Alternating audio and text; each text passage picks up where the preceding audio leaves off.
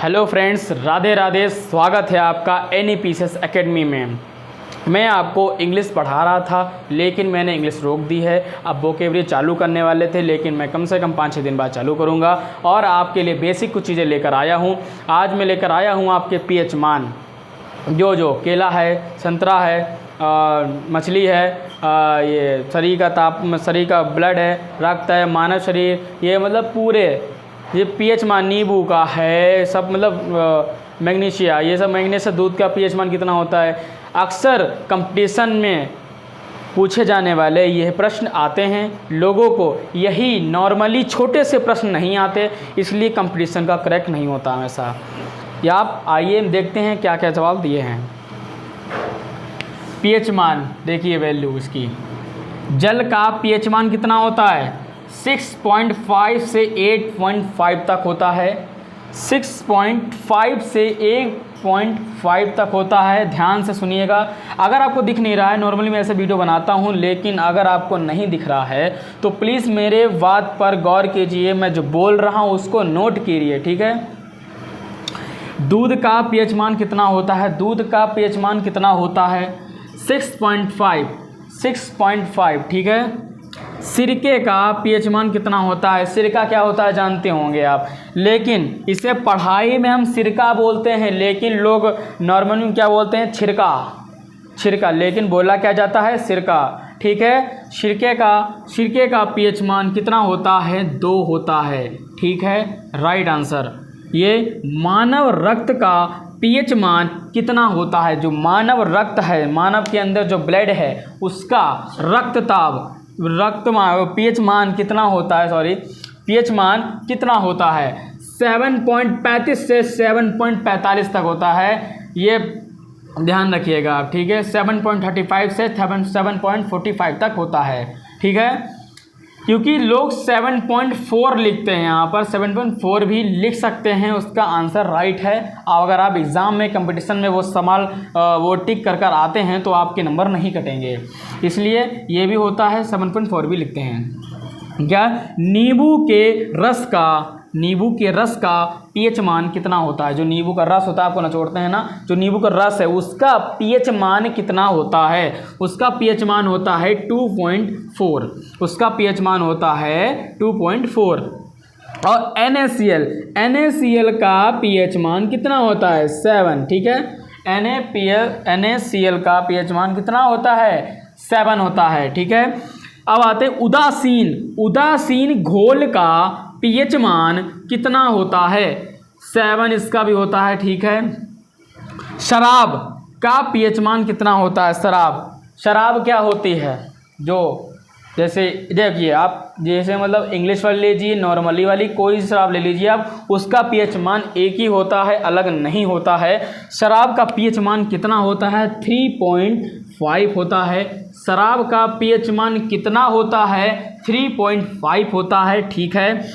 और समुद्री जल का पीएच मान कितना होता है? समुद्र में जो जल है उसका पीएच मान कितना होता है? समुद्र में जो जल है उसका पीएच मान कितना होता है? 8 होता है, ठीक है, 8 होता है। पीएच मान कितना होता है? समुद्र में जो जल है उसका पीएच मान 8 होता है।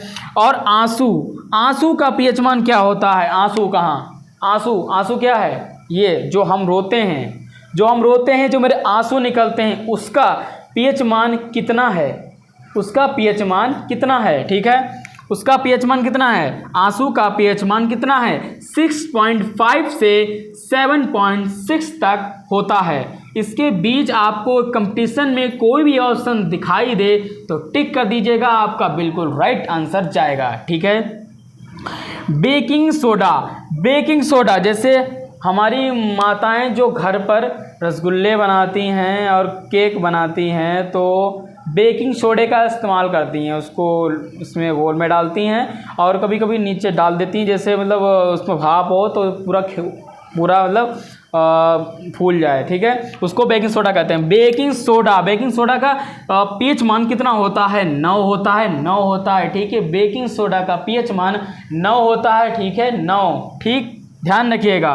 केला का पीएच मान कितना होगा? केला, जो हम केला खाते हैं, केला का पीएच मान कितना होता है 5.5 से 8.5 तक। कंपटीशन में आपको 5 से लेकर 8.5 के अंदर कितने जो भी ऑप्शन दिखाई दे वो टिक कर दीजिएगा, आपका सही राइट आंसर जाएगा। ठीक है, अब क्या है, टमाटर, जो टमाटर हम खाते हैं वही टमाटर। ठीक है, टमाटर का पीएच मान कितना होता है 4 होता है। और आइए ये क्या है, मक्खन का पीएच मान कितना होता है। जैसे हम लोग ब्रेड में मक्खन लगा खाते हैं, कभी कभी रोटी में लोग मक्खन लगा कर खाते हैं, वो होता है जो बटर, उसको बटर भी बोलते हैं एक तरीके से। मक्खन अलग होता है, जैसे हमारी माताएं दादी आदि जो पुराने ज़माने वो मक्खन निकाल के रखती थी, वो मक्खन है। और वो एक तरफ से बटर भी मक्खन का ही काम करता है। उसका पीएच मान कितना होता है 6.1 से 6.4 तक होता है। इसके बीच का आंसर आप टिक कर सकते हैं कंपटीशन में। ठीक है, नॉर्मली पेपर में भी हाई स्कूल से इंटर तक आप पेपर में कर सकते हैं। कोई भी ऑप्शन इसके बीच का अगर आता है आप सही टिक करते हैं, आपका राइट आंसर जाएगा, नंबर आपको मिलेगा। ठीक है, मछली का पीएच मान कितना होता है, मछली का पीएच मान कितना होता है 6.6 से 6.8 तक होता है। मछली का पीएच मान 6.6 से 6.8 तक होता है। ठीक है, और शैम्पू का पीएच मान कितना होता है। शैम्पू बहुत तरीके के आते हैं सबका, लेकिन पीएच मान एक ही होता है, ये ध्यान रखिएगा आप।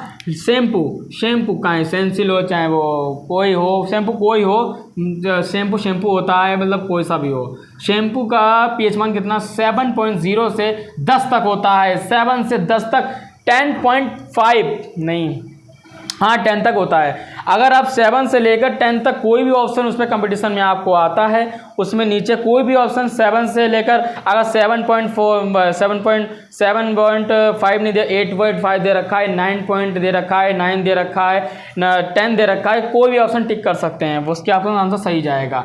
टूथपेस्ट का पीएच मान कितना होता है।